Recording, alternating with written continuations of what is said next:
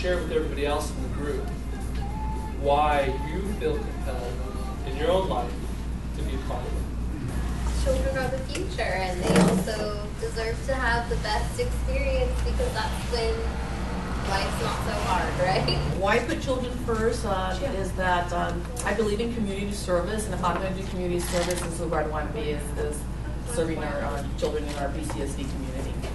I too feel a real keen dedication to helping children achieve, particularly getting the right start from K through 3, and especially in language arts. Because if they can't read well and comprehend what they're reading, they can't learn anything else. I have a passion for our youth, and I truly feel that which we've been given, we need to reach back and give it to them. And there's so many youth in our community who children have been raising children for generations, and they need the distinctions that we learned in terms of respect and self-esteem and self-confidence. So I'm just here to give. The children are going to take care of us one day, so I want to make sure that they're well trained and well prepared to take care of me when it's my time. I am really interested in the development of our local youth, especially the social emotional learning and the impact that has on their education.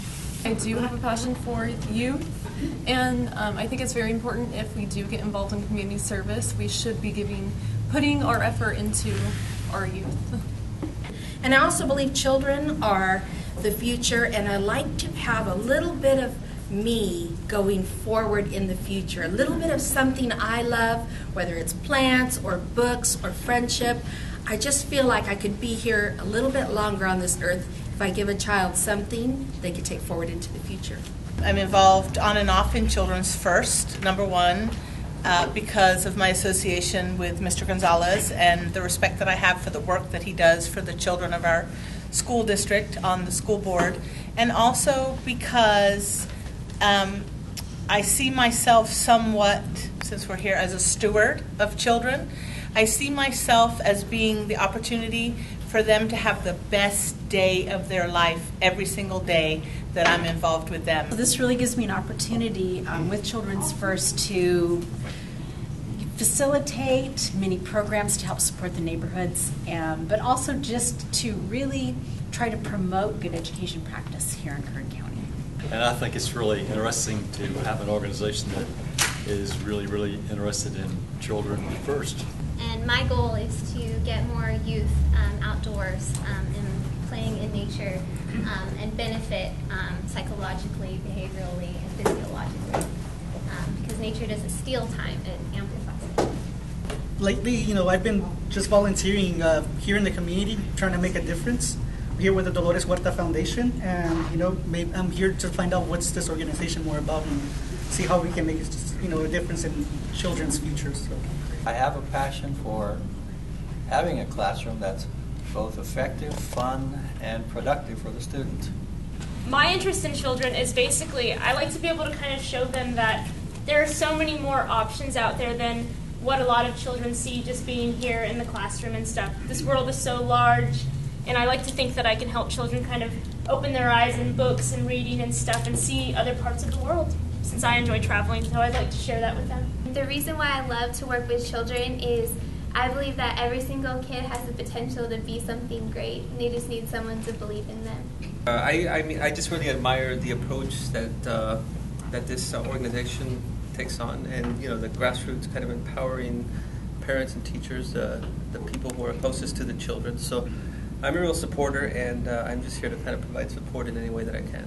I see a lot of problems with childhood development in Kern County. We have high poverty levels, high literacy low literacy rates, and I feel Children First is probably one of the best vehicles for alleviation of those problems.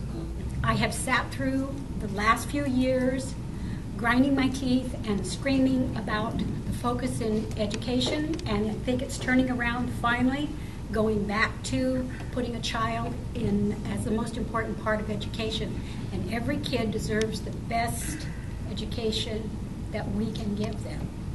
Many decades ago, I was working in a non-school job, several non-school jobs, and I decided that education was where I wanted to spend the rest of my life. I thought that was the most important thing in the world that I could do. And now that I've been retired for more than a decade, it still is the most important thing I can do. And I was inspired to do well, and I really had an opportunity to go off to college. And when I went to school, I studied political science and public policy.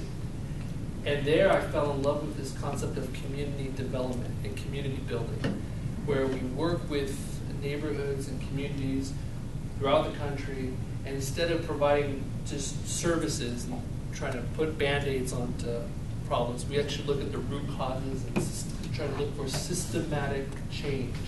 I really thought about what could I do, and I thought I'm going to put the most up-to-date technology I can find in my own classroom, and I'm going to learn to use it, then I'm going to integrate it naturally in my classroom. Not today we're going to do this, but grab your laptop, here we go. So I'm going to purchase for them with the $1,000 3 Ultra Leap Pads, and they're made by Leapfrog, and they come already preloaded with 11 applications for writing and some spelling and some alphabet knowledge, but I want the ebooks, because the ebooks you can plug in your headphones and listen to.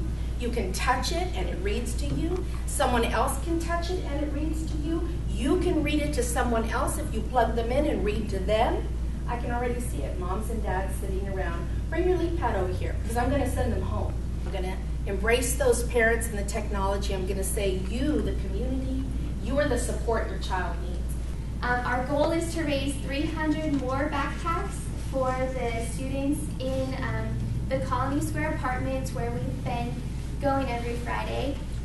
So we've had some of our mentors and volunteers donate as well. We have about 104 backpacks right now at our office.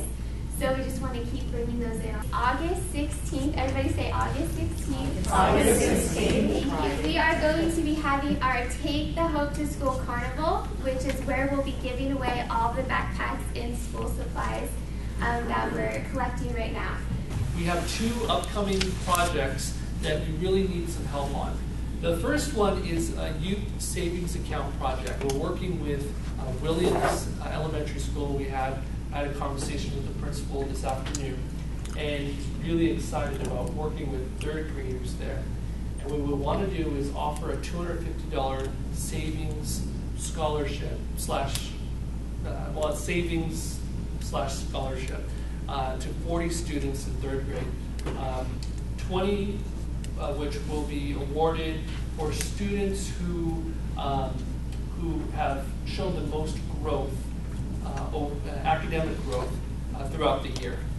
Another 15 will be awarded to students who, through the after-school program, have demonstrated their skills in financial literacy through a contest of some sort that will be designed. And then another 5 will be Teacher's Choice scholarships. So we're really excited about this concept.